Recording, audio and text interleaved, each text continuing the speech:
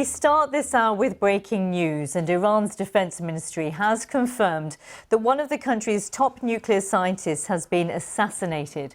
Iranian media outlets say Mohsen Fakhrizadeh died of his wounds after gunmen fired on his car.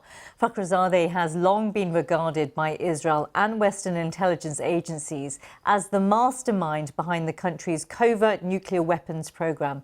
Well, in the past few minutes, Iran's foreign minister has accused Israel of being behind the killing. He wrote this tweet: "Terrorists murdered an eminent Iranian scientist today. This cowardice, with serious indications of Israeli role, shows desperate warmongering of perpetrators. Iran calls on the international community, and especially the EU, to end their shameful double standards and condemn this act of terror." That tweet just posted a short time ago. Well, Iranian state media have said that one of the country's top nuclear scientists had been assassinated, and press television also quoted unofficial sources saying that as well. Let's get more on this now, and we can speak to Majid, who joins us now, Absard from the BBC Arabic service, even Persian service. Sorry, forgive me.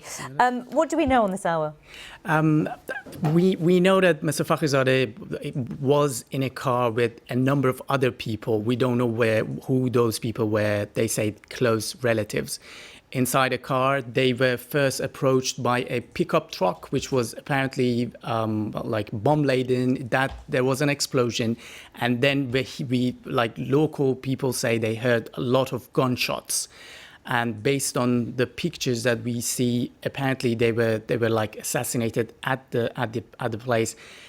It took the Iranian state media an hour to confirm the death, because they said his body has been transferred to a hospital, but then they confirmed the death of Mr. Fakhrizadeh, who is known as Iran's Abdulqadir Khan, the top Pakistani scientist who was behind who was mastermind of the nuclear program. And this man, which we don't know much about, but he has been regarded as the mastermind of Iran's nuclear program in the late 1990s and early 2000s, when, according to allegations, Iran was moving towards building a nuclear bomb. And from there, when Western officials and the IAEA started learning about this, they demanded to interview him. There has been demands of the IAEA to interview Mr. Fakhrizadeh, but it's a demand that never came true, and they could never interview with him. And in one of the latest reports, they said, we cannot talk about the extent of Iran's nuclear program unless we talk to Mr. Fakhrizadeh. Yes, the two go together. Yeah. As you were saying to me before, when we were analysing this breaking news before coming on air, there's very little known about him in terms of public profile. You were saying that the picture behind us here is just one of a couple. One of probably two pictures. We have only seen two pictures of him. This is one of them. The other one is the one Israeli Prime Minister Benjamin Netanyahu usually uses in his press conferences. 2 years ago, when he was using a picture, he said, remember this name, because you are going to hear about him a lot more. Mr. Fakhrizadeh was a very secretive man. We've never seen him in public in Iran. And he was regarded, sometimes even we used to hear he's dead, maybe he's not alive. So very secretive.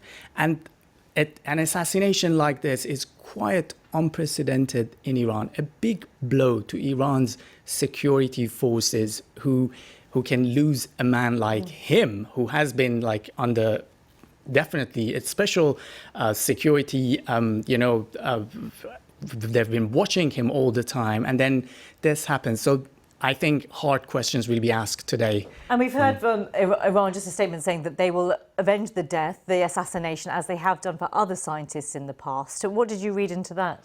Yeah, we had a decade ago, a number of top nuclear scientists in Iran were killed.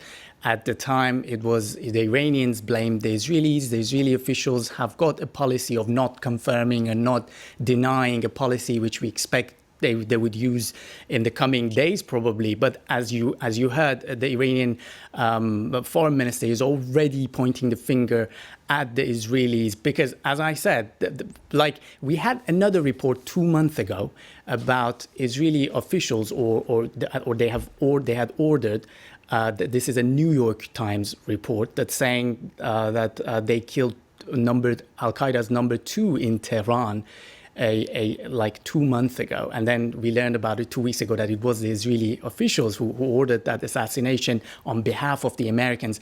So, as I said, security situation in Iran is very tight. And now security forces need to answer very hard questions now. As to how he was able to be targeted in this way. And you think maybe in the coming days we'll get a clearer picture of how this assassination was carried out? Obviously, we'll get a better picture. As you know, this has been, since President Donald Trump came to power in the United States, it's been very hard for Iran to keep up with all the attempts to. First, we had the assassination of General Qasem Soleimani in Iraq, and then we had these assassinations of Al-Qaeda forces, like operatives in Iran 2 months ago, and now they're the father of Iran's nuclear program. So these are unprecedented moments for Iran, and as we know, President Trump is going to leave office in about 2 months. So many analysts are now saying, oh, we think that Israel is trying to achieve as much as they can before President Trump is out of office. Incredible developments there. And yeah, thank you so much, Majid. I know you're going to be talking us through this for some hours to come. Majid Afshar there from the BBC Persian Service. Thank you. On that breaking news then, that Mohsen Fakhrizadeh has been assassinated in Iran, one of Iran's eminent top scientists there. More on that to come.